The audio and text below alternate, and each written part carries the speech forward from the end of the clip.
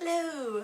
Today I'm going to be doing an exciting video for me. It's my first kind of crossover between my two biggest hobbies, reading and BTS, and we are celebrating Suga or Yoongi's birthday.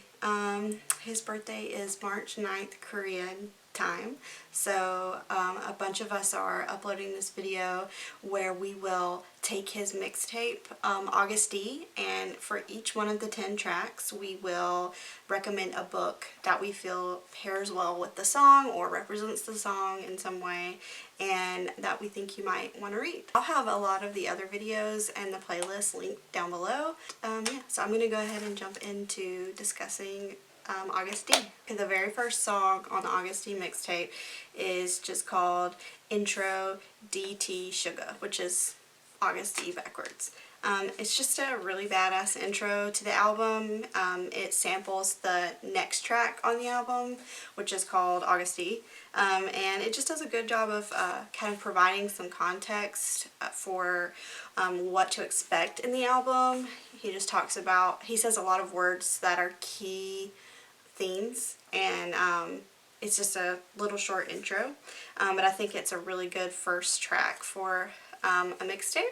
And for this one I decided to do like a really awesome first book in a series that I think does a really good job of introducing the overall themes and plots of the story, but it's also just like a really badass on its own. And for that one I'm going to go with Mistborn The Final Empire, which is the first book in the first Mistborn trilogy by Brandon Sanderson. I feel like that's pretty self-explanatory. It's also one of my favorite books, so anytime I have a chance to talk about it, I will take it. Like I said, the next track is just called Agust D, and it is one of my favorite personal songs from the album. It is my daughter's favorite song. It is just a super hype track that talks about Yoongi's just like extremely good and hard work ethic. He talks about how he has gotten to where he is today because of how hard he works, and how he doesn't listen to all of the haters, and how he doesn't have time to sit around and think about like what the other rappers are saying about him, how he's an idol and blah blah, because he's too busy making money and being really good at what he does. And I think that a really good way of summing up the energy that this title, or that this track brings, is BDE, big dick energy, we all know. And he's the one telling his story, you know, he's narrating this. And so I thought a really good book to go along with that would be The Name of the Wind by Patrick Rothfuss, because it's kind of the same thing with the main character Quoth on that. He doesn't have time for all of the people at the, you know, the university that he's at, the school he's at, who don't think that he's going to amount to anything. He also is telling his own story, so he's, you know, hyping himself up, and he's also got big dick energy as far as I'm concerned. The third track is Give It To Me, also a bop. Once again, we've got Yoongi addressing people who run their mouths constantly, questioning like his success and if he deserves it, how he got it, while they're wasting their time thinking about him. He is accomplishing more, and he is garnering more fame, and he's just talking about how like that he doesn't care what they think. They can literally call him whatever they want to.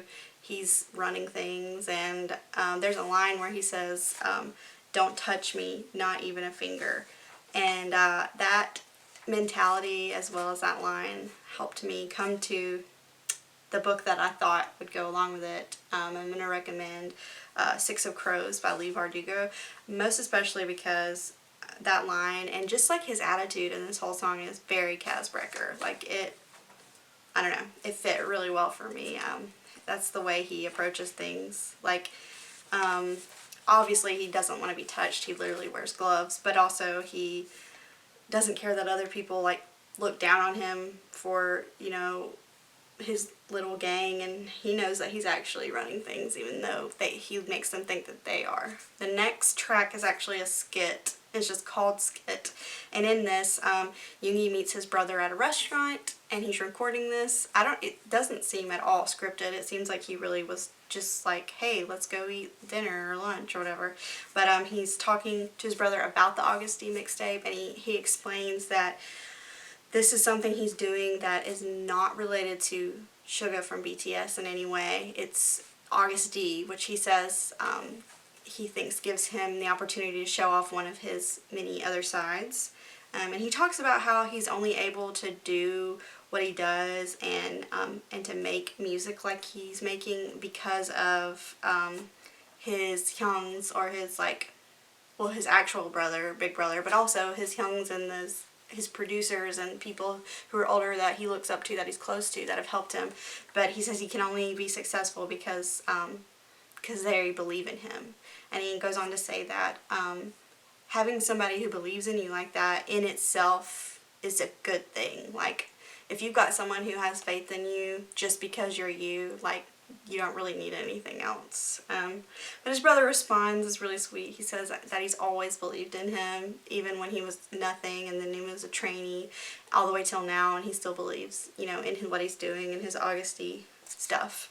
I don't think that I was able to even think of a book for this, but it just reminded me of, like, really good friends who believe in you no matter what. Like Harry and Harry Potter, Ron and Hermione believed him whenever everyone else was against him. Like when he was talking to snakes and everyone thought he was the heir of Slytherin, no, his friends were like, no, we believe you, even though we heard you speaking to a snake and that you speak parcel tongue. So that's like the closest thing I could come to that one, because it's not really a song, it's literally just them talking, and it's like unscripted conversation. The next track is called 724148, and in this one Yoongi, he's just like telling a story, basically, like narrating where he started with music. He talks about how he started making music in his hometown of Daegu, and he wanted to move on to something bigger and better, so he was ready to move on and take it more seriously. So he talks about how he saw a flyer or a poster for Bang PD's like rap competition festival thing, and he decides that he was going to do that. And he talks about how his group had to compete, and it's weird how he's able to tell like this like actual story in a rap and make it sound also really good and like you want to dance to it. But he does that, and he talks about how he had this huge lifestyle change when he moved to Seoul, and remembering how he had no money. But yes, he remembers about how, he has enough, money he would get like the same amount of money for a day that he used to have to make stretch for like a whole week. And he goes on to remember how annoyed he was at school with all like the wealthy classmates he had who would like just spend tons of money on stupid stuff like alcohol, talking about how they would like complain about being broke when he literally had so little money, and he was working his butt off. He would work like anytime he wasn't in school. He was like barely sleeping at all, and he talks about that. But the whole point of the song is just him talking about how he worked his way up from the bottom to the top, and he didn't let anyone stop him, and even though the odds were kind of against him, he still succeeded, and he's able to put this mixtape out now. And this reminded me of The Seven Husbands of Evelyn Hugo. To me, it was just very similar to Evelyn's story, how she worked her way up from literally like, a nobody in an apartment in New York with an abusive dad.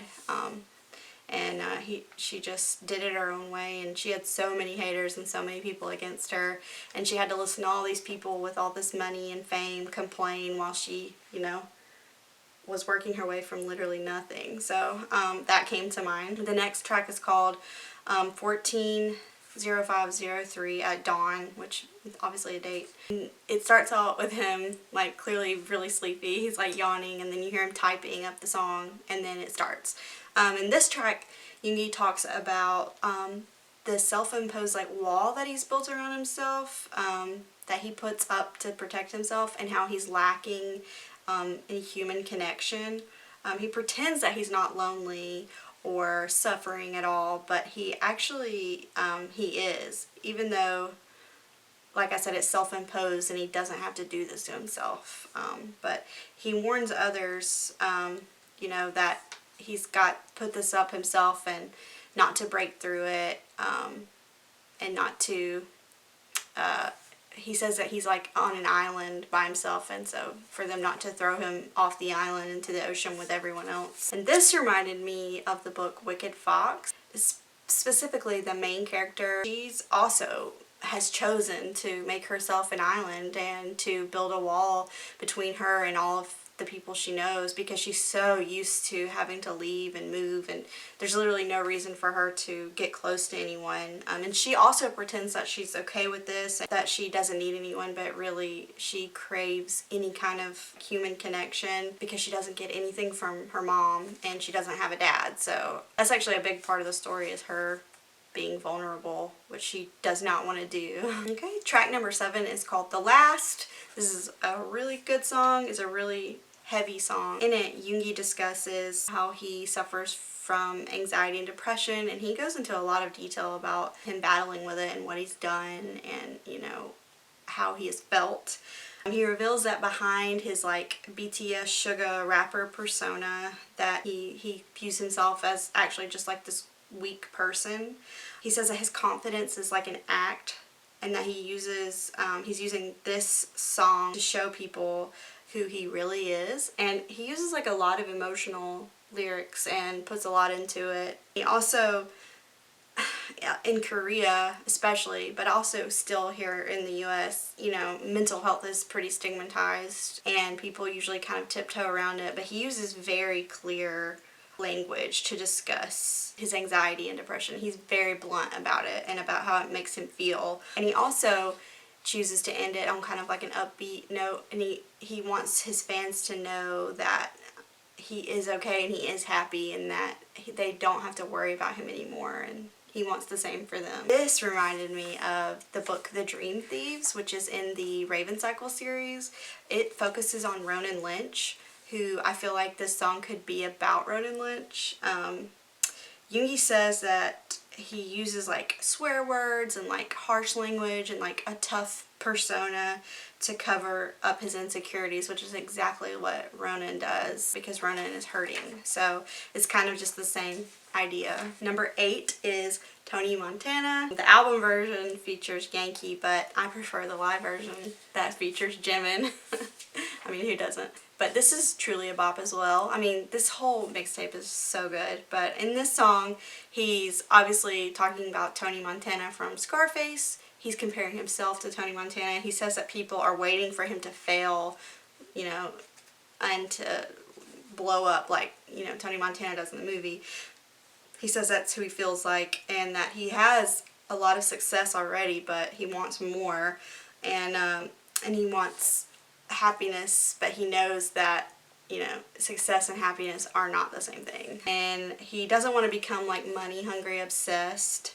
He'd rather spend his time putting his family and fans and his team members first, instead of wasting all of his time trying to, you know, make it hard for others to succeed or putting them down, you know, dropping diss tracks and stuff. He'd rather focus his energy on pushing himself and his people he cares about forward. And he tells the people that are waiting for him to fail that they'll just be waiting because he's got no problems and he's gonna just carry on being successful. And it's so good. And for this book, for this track, the book that I chose to recommend is The Lies of Locke Lamora. Locke is the main character, but it's really about the group of people that he's with. Like, he's kind of like the mastermind of his like friends, but he puts them before everything, and they're always working to get money and to be and have power. That's what it's all about. But when some stuff happens, he absolutely chooses the lives of his friends and family over the success. Just, that's such a great book. Number 9 is an interlude, and it's called Interlude Dream Reality, and it literally just, it's music, and then it just says dream, like over and over again. So I didn't have to choose a book for this, but obviously I'm going to say Strange the Dreamer, because it's about Laszlo Strange, who never gave up his dream about going to the city of Weep, but also it just literally has dream in it, so that was kind of a cheat. Number 10 track is the last track, and it is such a meaningful and deep song. It's called So Far Away. In this, Yoongi talks about living without any kind of dream or aspiration, and he's going through the motions of life, but he doesn't believe in anything. He doesn't have any kind of higher calling. And the only thing that's keeping him alive and going from day to day, he says, is the fear of death. And he goes on to say that going through all of these trials and tribulations, and not necessarily because of something he did, just because of his life and the situations that he's in. He has like a refrain throughout that's like written the same way that like a Bible verse would be written in Korean, and he kind of references the book of Job and how Job was like the most tested figure in the Bible. I mean, obviously besides, I guess, Jesus, but you know, he was innocent really. He loved God and he trusted God, and even though Yoongi says he doesn't have a religion, he's familiar with it. But there's a guy on Twitter, his name's Colin, I'll link his tweet about this song, but he goes into deeper like analysis of the similarities between Yoongi and Job that he's drawing, but it's really interesting. But he goes on to say, you know, after he talks about his hardships and stuff, that, yeah, Colin, like I said, I'm going to put it down, but he just talks about why he thinks Yoongi chose Job, and how, you know, he compares his hardships through no fault of his own, and the importance of persevering through it all and overcoming the suffering to end up finding your dream and achieving your goals at the end of the day. So once again, it's kind of a downbeat song that ends on like a more positive note, but also it's just a really good song. And there's a live version that has the boys, the vocal line in BTS that do it. It's so good. There's also a recorded version that has Jin and Jungkook doing the vocal part, and it's beautiful. I love that. For this track, I had a really hard time coming up with a book for this, but this one kept popping into my mind. Even though I wasn't like 100% sure I wanted to use it, I feel like, you know, I should just go with it since it kept coming to me. But that's Eleanor Oliphant is Completely Fine. And this one was because Eleanor also, she just like went through the motions of life. She had no dreams, no aspirations, no friends, no goals. And through her life, we discovered throughout the book that she went through a lot of trauma and like hardships as a kid that she did not deserve. Like, she didn't do anything to earn this. And throughout the book, in present day, she goes through a lot of self-discovery and overcoming the hardships and obstacles and learning, and she ends up making human connections, finding happiness, you know, realizing that she does want to live, you know, she does have a life that has value, and she's found things, dreams and goals that are worth living for. It's really, really great. But yeah, Yoongi is our little meow meow. He's like the soul of the group. He is quietly supporting everyone. I love Min Yoongi so much. He's so talented. He did not want to be part of an idol group, and now look at him. And he's lead dancer Min Yoongi as far as I'm concerned. He's come such a long way, but I just wanted to participate in this and show my love for him and how grateful I am for his music and his amazing lyrics. His lyrics never fail to move me in some way. And also a little bit of an English king, and we appreciate him and how much he does for ARMY.